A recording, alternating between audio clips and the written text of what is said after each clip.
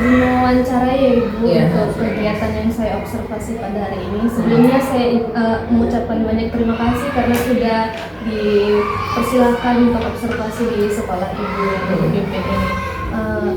Saya ingin bertanya kalau di PAUD Cerdas Surya ini kapan pertama kali berdirinya? Berdirinya itu tahun 2017, Juli 2017. Di sini layanannya TK. Iya, namanya PAUD Cerdas Ria tapi izinnya itu izin TK gitu. Kalau untuk visi dan misi dari Paut Cerdas Ceria ini, kalau boleh tahu? Kalau visinya itu kita peserta didik yang mandiri, beriman, sehat, cerdas, dan ceria. Kalau misinya kita sesuaikan dengan visinya. Kalau yang visi untuk anak mandiri itu kita membiasakan dengan perilaku positif, kemudian dengan kegiatan-kegiatan yang melatih kemandirian mereka. Kalau yang beriman kita tadi kan sudah diobservasi ya. Kalau pagi itu kita memang membiasakan yang keagamaan ya. Kita baca doa, sholat juga. Kemudian kalau yang sehat itu kita kan sebenarnya kalau dulu kan kita belum ada MBG. Kalau sekarang kita sudah ada MBG, jadi memang sudah disesuaikan dengan kebutuhan gizinya seperti itu. Ada juga memang yang sampai sekarang itu masih bawa bekal sendiri dari rumah, tapi memang yang sehat seperti itu. Kalau yang cerdasnya dan cerianya kita memberikan pembelajaran interaktif seperti tadi gitu ya. Kita nonton bukan hanya sekedar nonton, tapi bisa kita selingi dengan games, kemudian dengan ilmu-ilmu pengetahuan tambahan yang lainnya. Kalau untuk program unggulan dari Paut Cerdas Ceria, Program unggulannya sebenarnya kita di sini itu lebih banyak tentang keagamaan seperti itu ya. Kemudian anak-anaknya mandiri. Intinya kita lebih banyak tentang keagamaan karena kita sesuaikan dengan kebutuhan untuk pendidikan selanjutnya. kalau untuk jam operasionalnya dimulai dari kapan sampai berapa?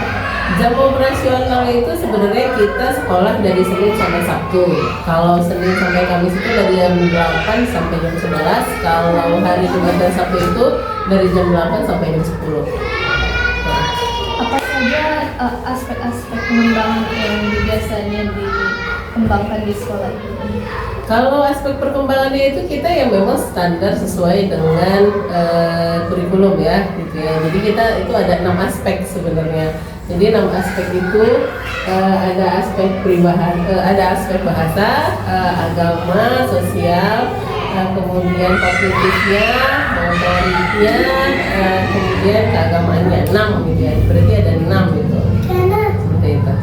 Ya, tadi saya lihat bagus sekali Ibu tadi waktu kegiatan main game juga Ya. itu aspek kognitif karena anak-anak main game penjumlahan. Ya. Jadi kalau ada nggak mungkin kesulitan atau tantangan selama menggunakan media IFT tadi? Iya. Kalau tantangannya dalam penggunaan media interaktif TV ya, TV digital sebenarnya sih nggak ada kalau untuk penggunaannya. Cuma memang kita harus sesuaikan sama per kelas. Ini tadi sebenarnya karena kita gabungan. Harusnya memang biasanya mereka itu sendiri-sendiri gitu. Jadi setiap kelas itu ada pembelajaran kelas masing-masing. Hari Senin misalnya kelas cerdas, kemudian hari Selasa itu kelas ceria gitu. Karena kita di sini kegiatannya itu ada sabar, bubar, dan kabar. Kalau sabar itu Selasa nobar, kalau bubar itu Rabu nobar, kalau kabar itu Kamis nobar. Dan itu memang karena kita tipenya cuma satu, akhirnya kita aktif pembelajaran itu sebenarnya dari hari Senin sampai Kamis gitu. Kalau hari Jumat sama Sabtu itu kita hanya kegiatan-kegiatan biasa saja gitu. Jadi kita maksimalkan di hari Selasa sampai Kamis gitu. Jadi memang kita bagi-bagi. Jadi kadang-kadang yang nomor itu ada 2 kelas gitu. Ada 2 kelas, kemudian 1 kelas. Ini pakai kurikulum merdeka ya? Sekarang sudah pembelajaran ulang. Learning Ya. Kalau untuk rencana pembelajaran harian, rencana pelaksanaan pembelajaran harian itu siapa yang mengembangkan? Ya.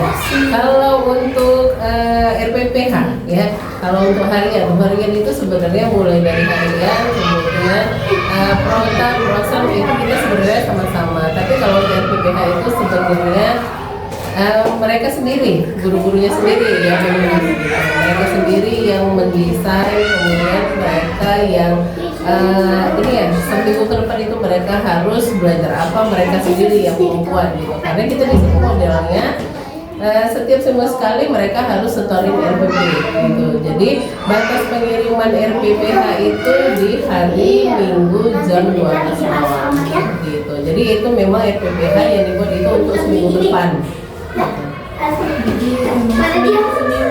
Iya, seminggu semuanya seminggu sekali. Terakhir gimana referensi biasanya Referensi apa ini? pengembangan itu RPPH-nya. Sebenarnya gini, kalau di zamannya kurikulum Merdeka sampai pembelajaran mendalam itu untuk RPPH itu kan tidak ada patokannya ya, tidak ada pakemnya gitu. RPPH-nya harus seperti untuk apa itu nggak ada gitu. Jadi kita memang kan dibebaskan ke sekolah masing-masing. Tapi memang kalau untuk pembelajaran mendalam kita referensinya itu ya dari kita belajar dari RPTK, ruang guru yang kalau dulu kan PMM seperti itu. Jadi kita banyak sebenarnya referensi untuk membuat RPPH seperti itu. Jadi mereka kan banyak seperti tadi kita menonton referensinya dari yang lain, channel yang lain gitu.